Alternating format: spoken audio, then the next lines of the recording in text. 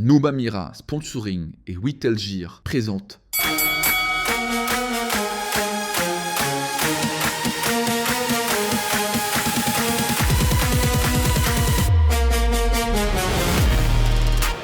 Salut à tous, salut à toutes et bienvenue pour ce Chronofight. Tout d'abord, meilleurs vœux pour cette nouvelle année à vous et bien évidemment à vos proches.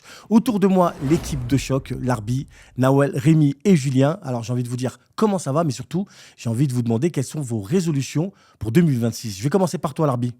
Je souhaite plein de bons combats à nous tous et bien sûr la santé à nos proches et aux personnes autour de la table. Tu as été aussi original que moi. Voilà. Julien, qu'est-ce que tu souhaites toi, pour 2026 ? Plein de victoires en tout genre et voilà, prospère pour le professionnel et le personnel. Nawel ? Mes résolutions pour 2026, je promets de ne pas faire de comeback. Donc, je ne remonterai pas sur les rings, ça c'est sûr. Je te confirme que ce n'était pas prévu.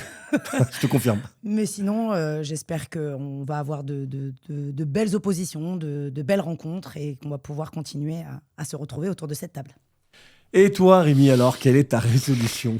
Pas de résolution. Une bonne année qui commence, c'est une année sans résolution, donc ça me va très bien. Bon, en duplex, nous sommes avec Baba, qui n'a pas pu être avec nous, mais il voulait quand même nous laisser un message. Donc, salut Baba, tu n'es pas là, mais bon, tu seras là pour la prochaine émission dans 15 jours. C'est quoi ta résolution, toi, et surtout, c'est quoi le message que tu voulais nous laisser ? Salut l'équipe de Chronofight, vraiment très heureux que l'émission ait repris. C'est une émission qui est nécessaire, importante pour le Mouais français, pour faire avancer, pour mettre les gens face à leurs responsabilités. Votre sens du débat fait que au moins les questions sont posées et qu'après les gens ne peuvent plus se cacher. Donc vraiment heureux que tout ça ait repris. Merci Xav, merci à vous tous de nous donner l'opportunité d'avoir ce genre d'émission. Et puis un honneur de pouvoir y participer aussi. Voilà, force à vous et puis bien sûr, fight forever. Merci à toi. C'était un plaisir de t'écouter. Allez, sans transition, aujourd'hui, nous allons nous demander comment devenir un champion. Sparring, préparation et résultats. Quel est le parcours du combattant ? Des précisions tout d'abord avec Bérénice Denimal et le 30 secondes chrono. Le parcours pour devenir champion peut être long et compliqué. Pour le Muay Thai, il existe 3 ou 4 classes pour espérer boxer en pro. Parfois, l'éducatif peut être une bonne école. Citons par exemple Bobo Sacco, combattant aujourd'hui au Glory. Ou encore Damien Alamos, qui avait remporté la fameuse ceinture du Lumpini. Pour devenir les meilleurs, certains athlètes s'entraînent en moyenne 5 à 6 jours par semaine. Cela correspond à environ 1000 heures par an. Alors facile de devenir un champion ? Et vous, qu'est-ce que vous en pensez ?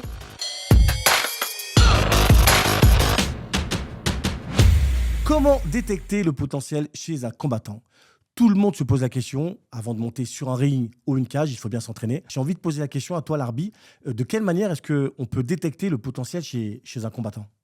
Bon, c'est un sujet qu'on va rétrécir parce que on devient on parle de champion. Comment détecter un champion ? Un champion ou en tout cas quelqu'un qui a le potentiel pour devenir.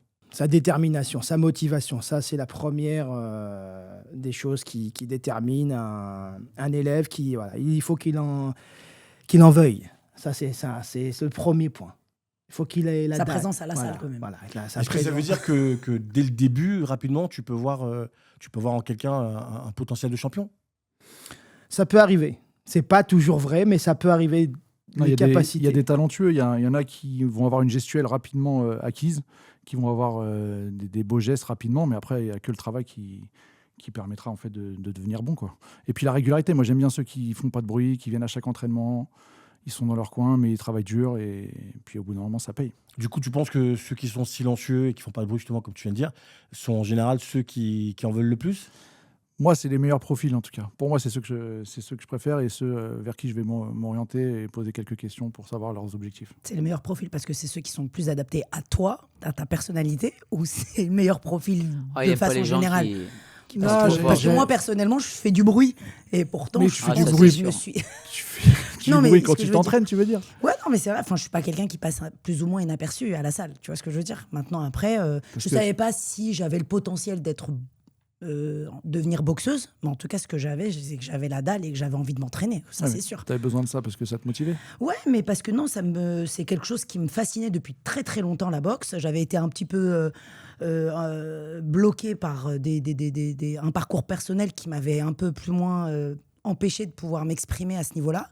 Et c'est sûr que j'étais curieuse à mort, j'avais la dalle. Et puis, venant d'un sport individuel, donc comme l'athlétisme, j'avais pas de technique, pas spécialement, mais j'étais quand même déterminée, j'avais une patate, j'en voulais, quoi. Mais pourtant, je faisais du bruit. Rémi, qu'est-ce que tu peux dire, toi? Est-ce que, par exemple, au début, quand tu as commencé la boxe, est-ce que c'était un objectif pour toi, la compétition? Non, pas du tout. C'était un exutoire plus qu'un objectif. Et puis après, tu vois, de fil en aiguille, à côtoyer des gens qui faisaient un peu de compétition, tu les accompagnais à droite à gauche, et c'est passé par là me concernant, mais c'était pas un objectif qui était affiché au démarrage. Après, je pense que je m'entraînais bien, largement autant que les autres, voire plus. J'étais plutôt besogneux à la salle, mais c'était pas un objectif affiché au démarrage. Alors, dans le Chronofight People, Daniel Voirin disait que pour son premier combat, il était terrorisé. Est-ce que est-ce que cette sensation, vous l'avez ressentie?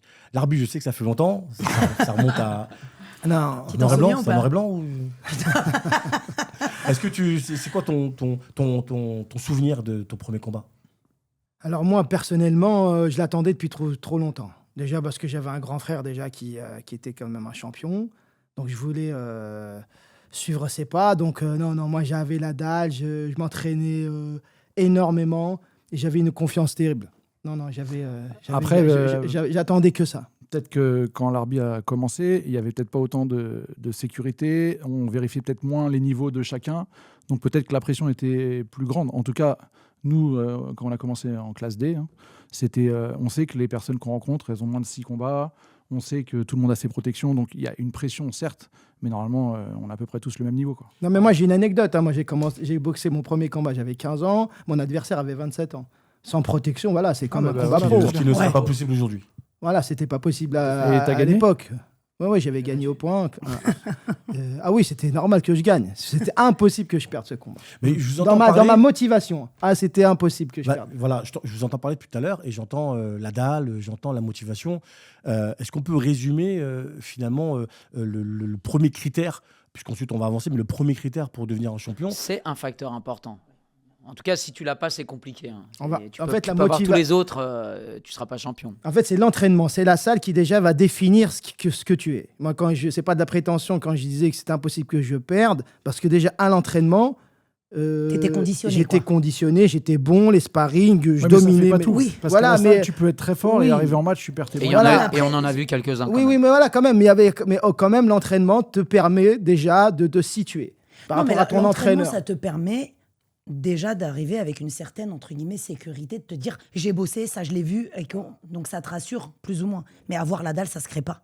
C'est soit tu l'as, soit tu l'as pas. Alors est-ce qu'il n'y a pas ce fameux phénomène... Alors que la technique, ça se travaille. Est-ce qu'il n'y a pas ce fameux phénomène, parfois, d'un boxeur très très bon à la salle qui peut perdre ses moyens sur le ring, et puis le contraire. Et à l'inverse, exactement. Moi, j'ai plutôt eu l'inverse. Le boxeur qui est suffisant à la salle, ou qui est passable, mais qui se révèle qui se sur transcende le ring. en combat, ouais. Vaut mieux ça. Vaut mieux ça. Après, c'est sûr que dans l'autre sens, c'est justement le problème entre l'action et la réaction. On peut se préparer, donc il y a l'action, on peut travailler au PAO, on peut travailler au sac, on peut travailler la technique, mais on ne sait jamais comment on va réagir si on ne fait pas de sparring. Et le sparring, pour moi, c'est la clé pour savoir si tu es fait pour ça ou pas. Comment tu réagis quand tu prends un coup? Est-ce que ça te redonne du coup la dalle pour surmonter cette épreuve, ou est-ce qu'au contraire tu vas t'effacer et du coup perdre tous tes moyens? Je te remercie pour m'avoir transition. On dirait que tu as lu le conducteur. Mais c'est vrai, donc au bout d'un moment, celui qui veut monter sur le ring va faire du sparring. Donc il y a ce fameux débat que je vois en ce moment beaucoup sur les réseaux sociaux, sur le sparring léger ou le sparring dur. Donc il y a cette espèce d'opposition, comme s'il fallait opposer les deux. Est-ce que c'est quoi votre avis à vous sur ça? Déjà, si on se compare à la Thaïlande, c'est impossible. Eux n'en font quasiment pas, mais parce qu'ils boxent toutes les 3 semaines. Nous, c'est trop espacé pour pas en faire. Donc eux, ça leur suffit peut-être à entretenir leurs compétences. Maintenant, je pense qu'en France, on est obligé de passer par là, et nous, ça nous permet en tout cas de détecter justement ceux qui ont la dalle et ceux qui peuvent progresser. C'est-à-dire que même quelqu'un qui a des lacunes techniques, à partir du moment où on sent qu'il y a du répondant et qu'il y a une analyse sur le timing et que ça retourne à la guerre, il y a une marge de manœuvre. quand t'as pas le truc et ça se développe pas avec le temps. Mais on est d'accord qu'on peut pas faire que du sparring dur. Bien sûr que non. Non, mais surtout pas. Le sparring léger, c'est un passage pour savoir si tu as l'envie et la ça fait pas motivation. travailler la même chose. Non, le sparring mais léger. d'ailleurs, tu peux mettre les gants tous les jours si c'est proprement fait, si c'est à thème, si c'est pas dur tout le temps, tu peux mettre les gants tous les jours sans. Ça permet de travailler le relâchement, de créer des automatismes. Et d'ailleurs, c'est ce qu'il y a de mieux pour évoluer, la mise de gants avec peu importe avec les personnes avec qui tu es, du moment que tu te blesses pas. Tu parles dans sparring léger. Ouais, plus tu mets les gants, mieux c'est. Plus tu travailles avec des morphotypes différents, des gens qui avancent, des gens qui reculent, des gens qui ont des bons points, des bonnes jambes. Donc en vrai, c'est ce qu'il y a de plus important. Après, une mise de gants avec en étant sparring, ce qu'on appelle du sparring dur, non. Voilà, c'est ce que j'ai te dire. Non, tu peux pas. Déjà, la première question, c'est qu'est-ce qu'on appelle le sparring dur. J'avais Nicolas Subilo, le prof de Le Mets sur scène, donc la team Bilos, qui avait une réflexion intéressante. Et je vais donner ensuite la parole, l'arbitre. Lui, il parlait également de 3 formes de sparring. Donc sparring léger, sparring dur, et on parlait aussi en même temps du sparring méchant. Ce qui est appelé le sparring méchant, c'est le sparring avant un combat. Le fait de prendre le boxeur, d'aller ailleurs dans une salle, de trouver un boxeur qui a le même niveau et de faire un sparring qui serait un test match. Moi, juste avant le fight. Non, pas avant. On va dire 15 jours avant, pas juste avant le combat. Qu'est-ce que tu en penses, toi l'arbitre, de ces 3 strades qu'on peut parler de sparring? Ça a toujours existé, le sparring dur. Et c'était une fois par semaine. Toi, tu as connu que ça, non? Non, c'est faux. C'était pas... Respectez l'arbitre, s'il vous plaît. Non, la planification a toujours existé. Aujourd'hui, on se professionnalise dans notre sport et dans les sports de combat, mais la planification a été toujours respectée. Et le sparring dur, on a invité aussi d'autres clubs qui venaient à l'entraînement pour faire du sparring. Donc voilà, ça, on appelait sparring dur, donc c'était une fois dans la semaine. Souvent, en fin de semaine, le vendredi, on faisait ce sparring dur qui était important. Le reste du temps, c'est beaucoup de sacs, beaucoup de techniques, beaucoup de PAO pour le compétiteur. Quand tu dis important, est-ce que ça veut dire qu'il est obligatoire pour toi? Tout est obligatoire dans la planification. Moi, je pense que tu parles de sparring méchant. Moi, je l'appellerais plutôt test match ou avec incertitude, parce que tu peux faire un sparring dur avec un partenaire, mais si vous connaissez par cœur, le truc, c'est ça, il n'y aura pas de surprise. Effectivement, de le faire avec quelqu'un que tu ne connais pas, ça peut apporter quelque chose. Non, effectivement, ce que disait Nico Bilos, c'était effectivement un sparring dans l'esprit d'un test match. Oui, mais là, on englobait le sparring dur, parce qu'en fait, quand on invitait d'autres gars, d'autres clubs le vendredi pour tourner, c'était un peu des test match.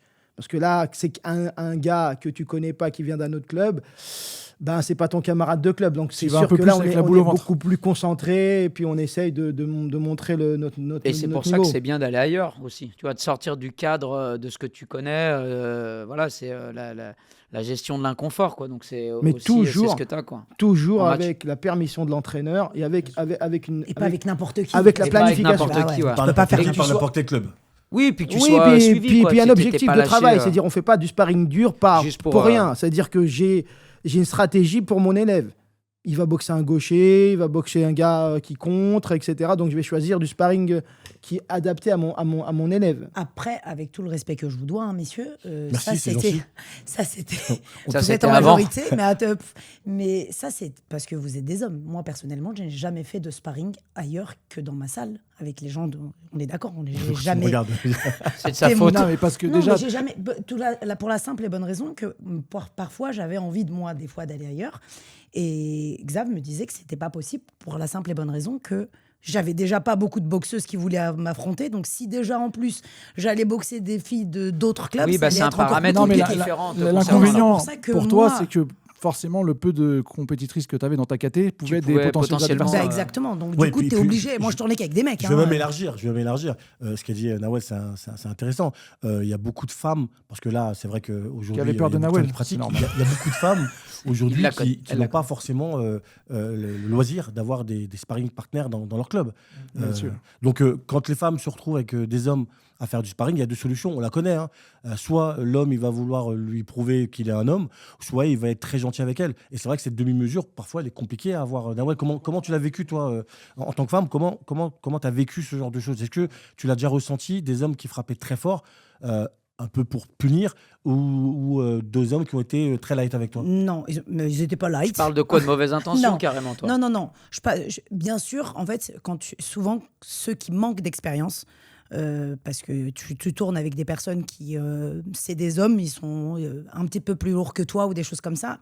Quand ça manque d'expérience, tu sens qu'il y a ce côté un petit peu testostérone qui prend un petit peu le dessus sur la technique et sur l'enjeu. Et donc, du coup... Ils vont combler leur manque de compétences techniques par la force, quoi. Exactement. Et en fait, moi, ce que j'avais, c'est que ça me dérange pas de tourner dur et ça me posait pas de problème de prendre des patates dans la tronche. Par contre, je sentais et j'arrivais à capter quand l'intention, elle était de faire mal ou que c'était pour mauvaise travailler. Intention ou... Donc, tout de suite, quand c'était pour alors surtout que moi, les blessures, c'était quelque chose. Non, ça va.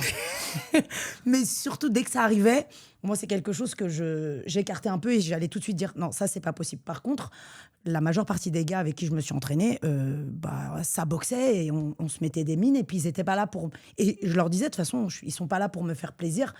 Et ça me donnait encore plus confiance. C'est ce qu'on parlait de tout à l'heure, ce que tu disais, je reviens sur ce que tu disais, Larbi, sur l'entraînement. Et je savais que quand je montais sur un ring, pour moi, la personne que j'avais en face, elle pouvait pas être plus forte que les gars avec qui j'avais tourné. Donc ça me donnait une certaine confiance supplémentaire sur le ring. Et puis après, c'est pour ça que j'avais encore plus la rage et la dalle, quoi. Les sparring avec de mauvaises intentions, comme tu viens de dire, ça existe aussi chez les hommes.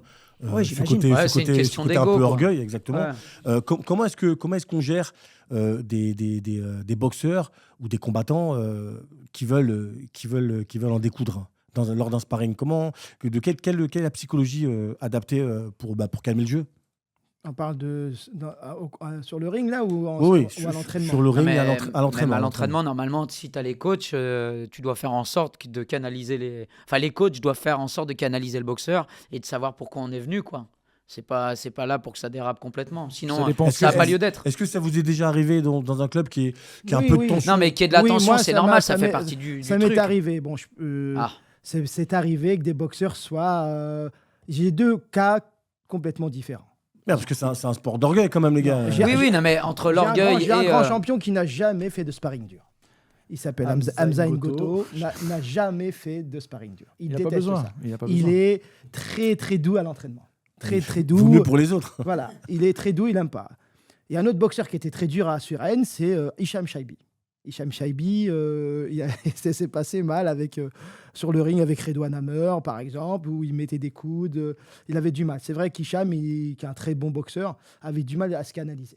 Donc, on savait que c'était des boxeurs à risque. Non, mais je te rassure, hein, ce qui est arrivé dans ta salle, je suis persuadé que ça arrivait dans plein d'autres salles. Ça s'est passé ailleurs aussi. Il suffit de regarder aujourd'hui sur Internet les vidéos et on voit parfois des sparring qui, pour moi, ne sont même pas des sparring. On dirait que c'est vraiment... Ouais, c'est des règlements. Moi, j'ai refusé d'emmener Hamza Ngoto à des sparring parce que c'était impossible. Sidring Doumbé voulait faire du sparring avec Hamza Ngoto. Et c'était pas possible. Non, mais parce que c'était 2 tempéraments complètement différents. Et ce serait sûrement très mal passé si les 2 auraient fait du sparring. Parce que c'est 2 grands champions. Et chacun aurait voulu. Et quoi, tu penses une question d'orgueil et d'ego et de... Voilà, je pense. Donc voilà, ça c'est vraiment des sparring à risque. Et c'était plus sage de dire non. Mais même si c'était intéressant, hein, je respecte bien sûr les 2.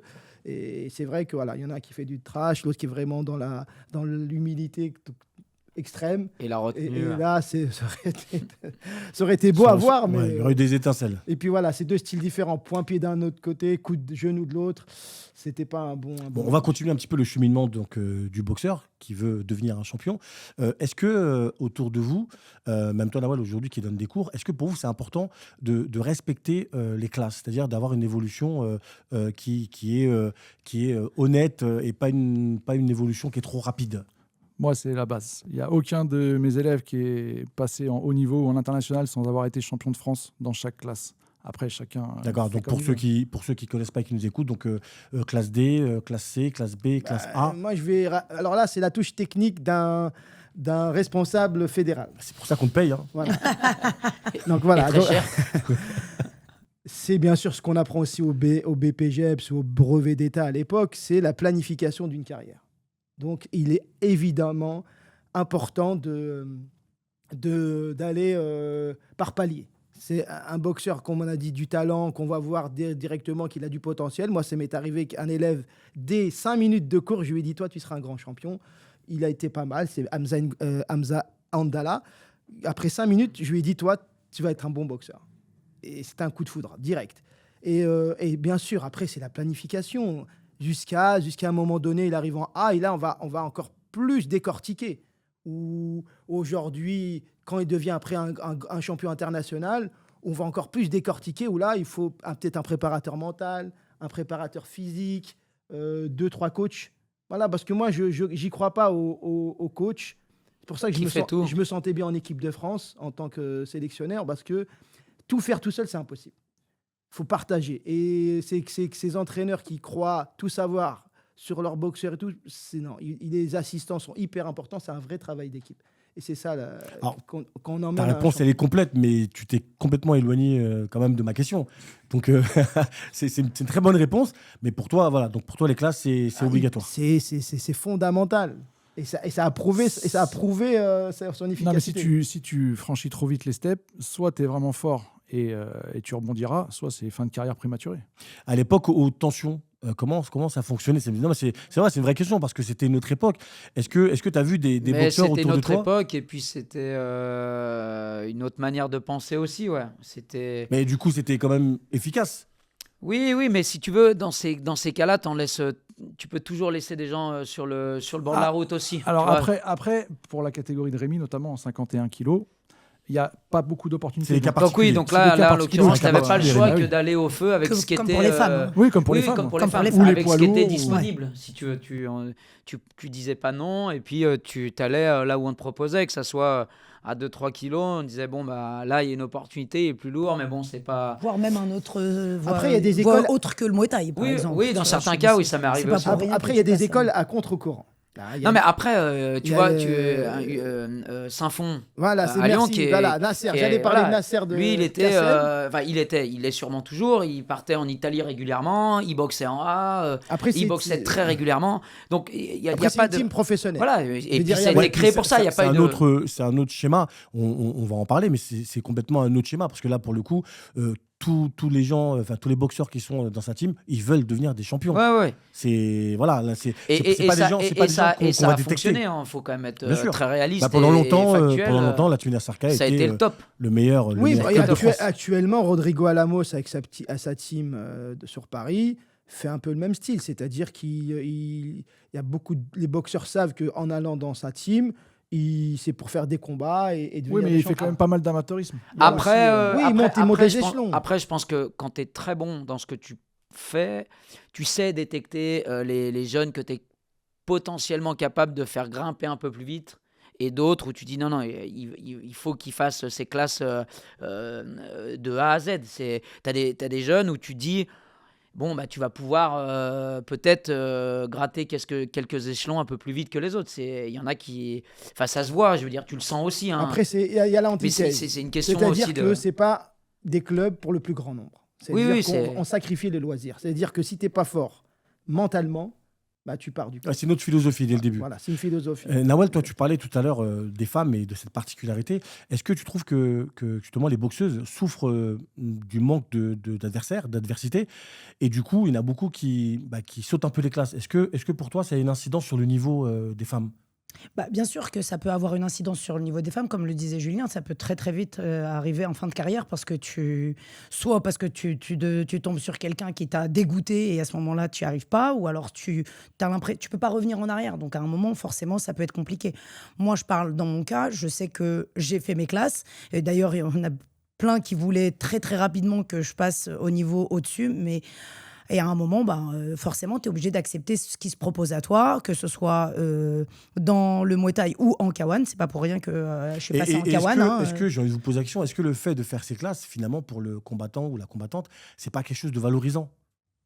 C'est valorisant parce que c'est valorisant et puis c'est rassurant encore une fois parce que du coup, tu boxes et quand tu as la possibilité de pouvoir boxer encore une fois et quand tu as du monde, parce que si tu n'en as pas beaucoup, au bout d'un moment, tu tournes en rond et puis c'est frustrant. Je veux dire, si tu veux être bon, il faut avoir de l'expérience et l'expérience, elle s'acquiert en boxant. Ça, c'est quelque chose que tu peux être très doué, tu peux être très dur. On est d'accord que quand tu moi, en tant que femme, et là, c'est de moins en moins, j'ai l'impression, en tout cas, d'après ce que je vois, qu'il y a quand même de plus en plus de femmes qui boxent et dans plus en plus de KT.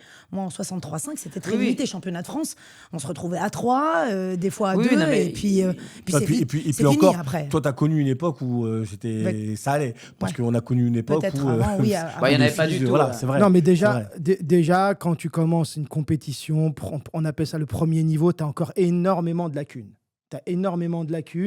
Il y a deux genres de compétiteurs déjà. Il y a le compétiteur super doué. On se dit, celui-là, il va faire quelque chose. Donc, c'est vrai qu'il monte rapidement les paliers, où ses combats sont faciles, où on essaye de durcir sa compétition.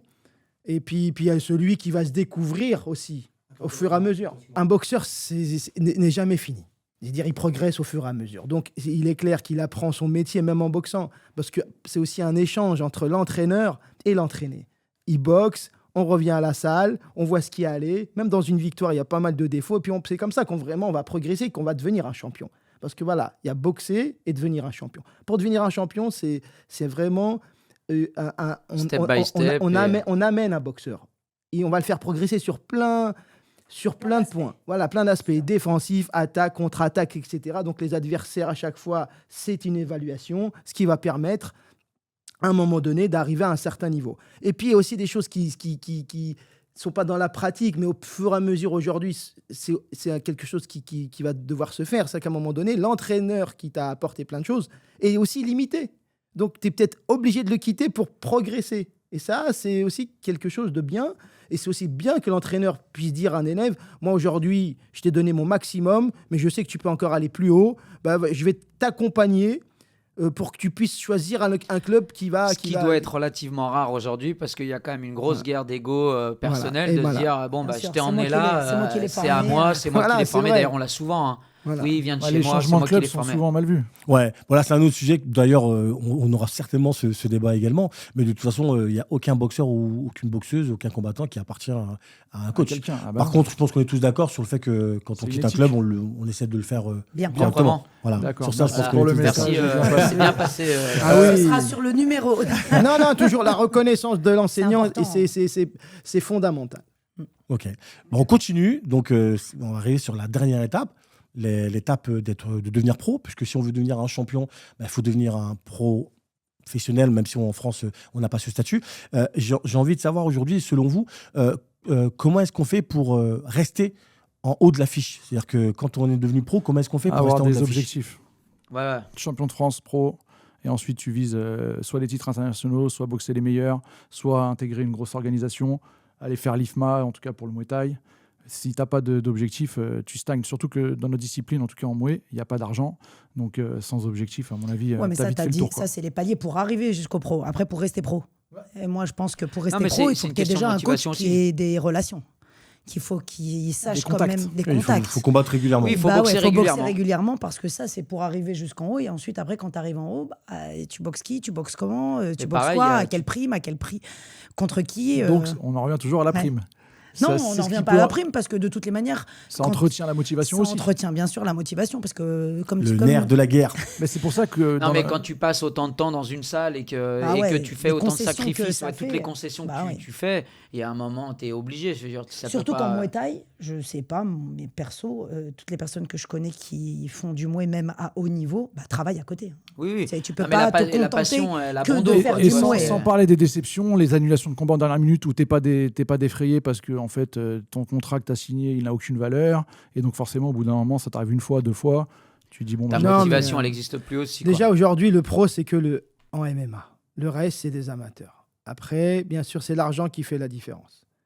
Plus on a de l'argent, plus on va être entouré de personnes qui vont nous amener ou qui vont nous laisser au haut niveau. Maintenant, le boxeur en lui-même, il est clair qu'il faut qu'il garde toujours une très bonne hygiène de vie. On est d'accord, qui se remette toujours en question et qu'il y ait des challenges qui vont... intéressants et motivants. Voilà, exactement. Voilà. Et qui vont aussi aller avec la prime. Malheureusement, en Muay Thai, il y a le One, par exemple, aujourd'hui, où des boxeurs vont rester en haut de l'affiche.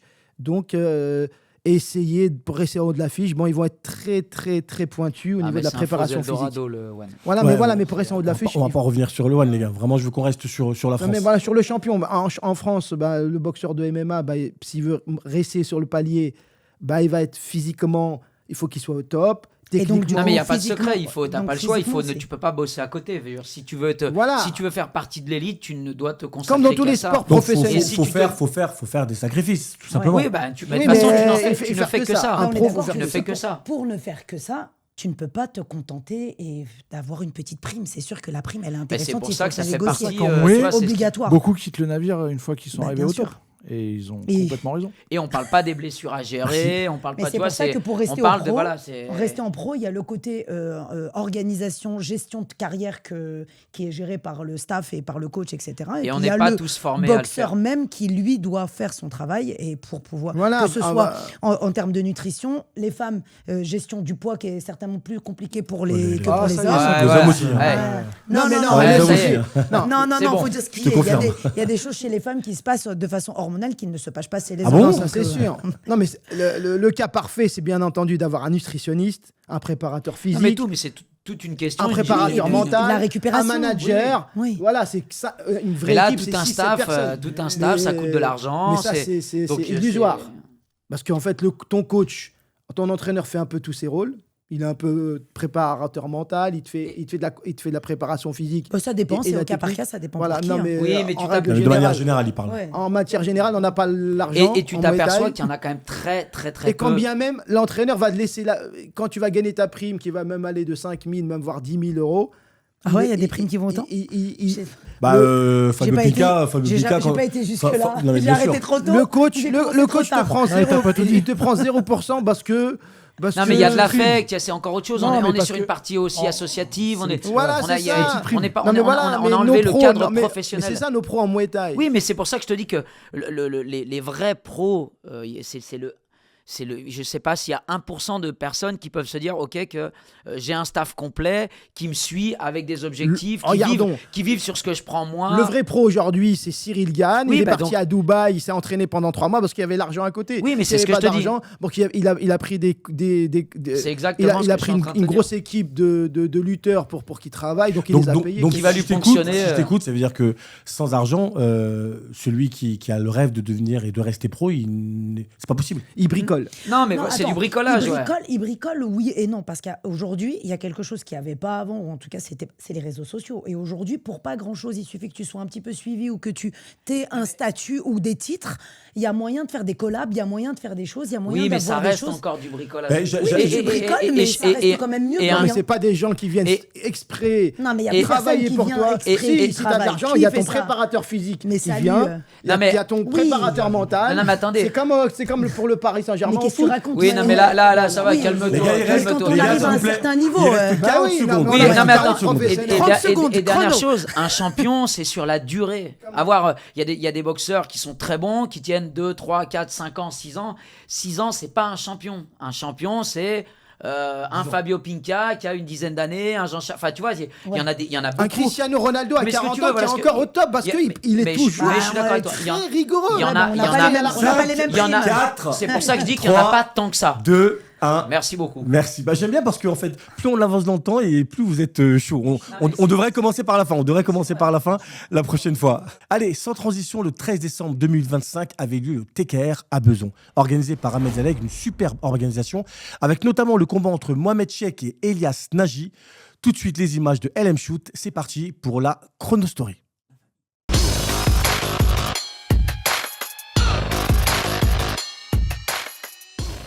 Bonjour à tous, je m'appelle Elias Nagy, j'ai 22 ans, je boxe au TMTA à Sannois dans le 95 avec Adama Sissoko. J'ai 44 combats pour 43 victoires et on se retrouve aujourd'hui sur Chronofight.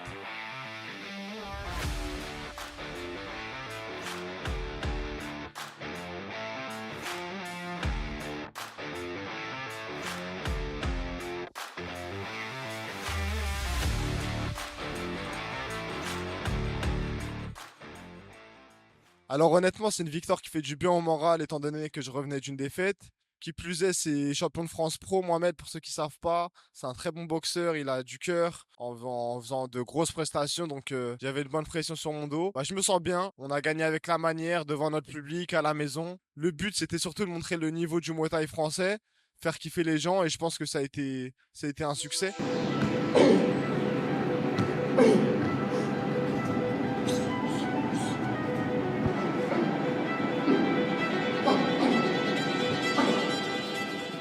Alors honnêtement, je pense que ça va en choquer plus d'un, mais j'ai jamais de stratégie. Avant un combat, on n'a jamais eu de véritable game plan. Mais on savait que c'était un Akmo qui avançait beaucoup, qui a du cœur, qui va beaucoup au PAM, donc au corps à corps. On savait qu'il fallait beaucoup bouger, donc on avait prévu beaucoup de déplacements, durcir quand il le fallait. On allait devoir se déplacer beaucoup et marquer.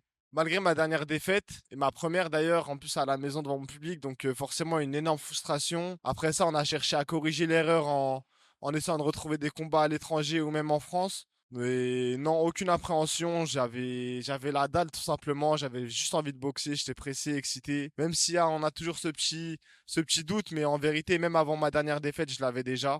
Non, j'étais surtout excité, j'avais envie de revenir, effacer cette erreur, faire kiffer mon public et me faire kiffer moi-même.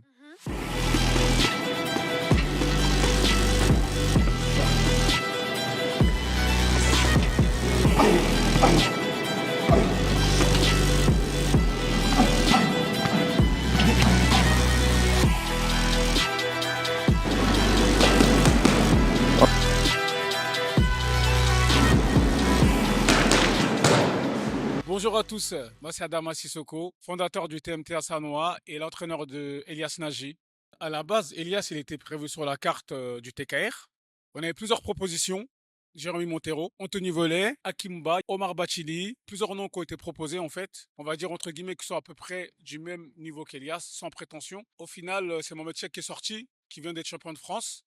Donc moi, on a trouvé que c'était légitime, qui demande à combattre Elias et finalement on a accepté le combat.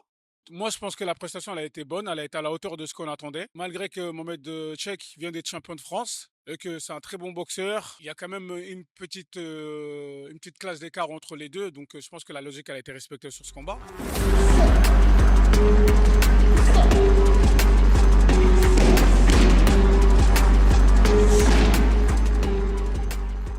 Écoute, les projets pour Elias, il vient de faire son retour. Après sa première défaite. Il y a un petit scoop que je vais vous annoncer là. On va faire le Saiyan Fight 2 au mois d'avril si tout se passe bien. Donc il combattra à la maison pour la deuxième fois.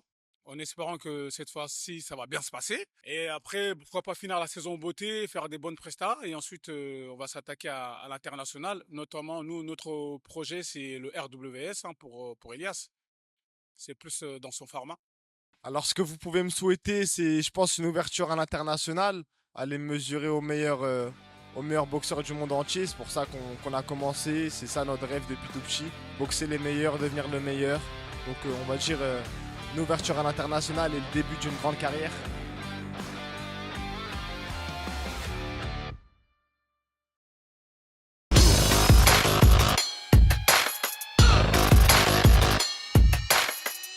Nous sommes de retour sur le plateau de Chronofight avec nos invités. Donc le débat, il a très bien fini, j'aime ça. Mais du coup, place au jeu maintenant. Vous allez un petit peu redescendre, quoique c'est limite parce que j'ai l'impression que vous pensez qu'il y a 1 million à gagner, mais non, il n'y a rien du tout à gagner. Il y a l'honneur. Je suis toujours dans la même team avec Rémi. Donc le jeu, c'est toujours la même chose. Vous jouez par deux. L'arbitre, tu es avec Julien et Rémi, tu es avec Nawel. Donc je vous rappelle que si vous répondez mal, le point va de l'autre côté. D'accord ? Donc, si vous n'êtes pas sûr de la réponse, attendez la fin de l'énoncé. Première question. Combien de minutes dure un match de football avec prolongation ? Avec prolongation. Avec prolongation. 120 minutes. 120 minutes, c'est la bonne réponse. Non, 120 minutes, c'est la bonne réponse. Ça va, la famille. Donne-leur les cadeaux. Je sens qu'il y a de la mauvaise foi autour de Bien ça. sûr, je suis assez d'accord. Faut reprendre les mêmes habitudes qu'en 2025. Bon, alors attends. Deuxième question. Que signifie le A de AFMT ? Académie. Je crois que c'est Nawel. Académie. C'est Nawel. Académie. effectivement. Académie. T'as pas honte ? C'est Je confirme, Jess. C'est bien Nawel. Elle a gagné. C'est faux. Il y a un partout. Putain, mais mauvaise foi lui aussi. Prochaine question. Quel pays a organisé les JO en 2022? Ah, Les JO de Ouais. quoi? Le Japon. Et c'est pas une bonne réponse. La bonne réponse était la Chine, c'était à Pékin. Ah, c'est pour nous le point. Oui, 2022. C'est pour nous Tout le à fait. point. on n'a rien dit, on a gagné. Sur un Vous êtes malentendu. nuls. Quel JO? Mais il y a pas de JO en 2022, toi. Qu'est-ce que tu Si, racontes? mais d'hiver alors. D'hiver, oui. Ah oui, t'as le droit, t'as le droit. Non, non. Ah, c'est pas grave, on a gagné, c'est bon. je suis désolé. On va pas commencer à changer les trucs. Bah oui, On a la dit mauvaise quel foi, JO? la J'ai mauvaise dit quel foi. JO? Les JO en 2022, les JO d'hiver, mais c'est des JO. Ouais, c'est vrai. Oui, c'est Allez, vrai, il est pas donc obligé. ça fait Merci, 2-0. combien? C'est 2-1. Xi 2-1. Jinping. Abuse Bah, pas, pourquoi toi. ils ont, Alors ils ont qu'on a- quoi? Ils ont quel point? Un point, ils ont marqué un point. Mais quand t'as fait 120 minutes. 120 minutes, 120 minutes. Ah oui, c'est vrai. Je me rappelle qu'on avait 2 points. il a Je changé sens que les vous êtes questions. vraiment de mauvaise foi. Donc 2-1 et peut-être la balle de match. Combien Pourquoi ça va en 3 points? combien de joueurs sont alignés sur le terrain en rugby pour une équipe? Ouais, 15. 15 joueurs mais pour le après, rugby. c'est exagéré. Ça Tu fait fais 2-2. que des sports qu'il aime bien. Ça fait 2-2. Ah, franchement, il y a. C'est quoi c'est tout le temps la même histoire. tu Tu sais sais quoi, tu peux lui demander toutes les J'arrête. équipes, il les connaît par cœur. C'est abusé, il achète les maillots là. Rien. Allez, dernière question. Le golf, Et j'insiste, le tennis. Celui qui va appuyer, il aura forcément les 3 bonnes réponses, sinon le point ira à l'autre équipe. Il faut donner 3. Il y a 3 réponses. Oui, Quelles sont pardon. les 3 plus grandes fédérations de boxe anglaise? WBC, WBA, IBF. voilà, très bien. Et c'est une bonne réponse de l'équipe Bien joué. de Nawel et Dédicace. Rémi Pario. Félicitations, Rémi. Voilà, qu'on parle de sport un peu Voilà. pour qu'on est venu, quoi, tu vois. Bravo. Bah, Pas d'accord pour l'IBF. je sens que ce Moi, jeu vous passionne. J'allais dire IBF, j'ai eu un doute. Bien. Allez, merci à Ah, tous. J'attendais. Merci à tous pour cette bonne humeur. Non, Quant à y a nous, pas de bonne on se donne humeur. rendez-vous dans 15 jours. Merci aux équipes d'X5 Productions. Merci à notre partenaire Noubamira Sponsoring et Whittle Gear. N'hésitez pas à nous suivre sur notre Instagram. N'hésitez pas à mettre la petite cloche sur le YouTube. On se donne rendez-vous dans 15 jours. Et d'ici là, n'oubliez pas, fight forever.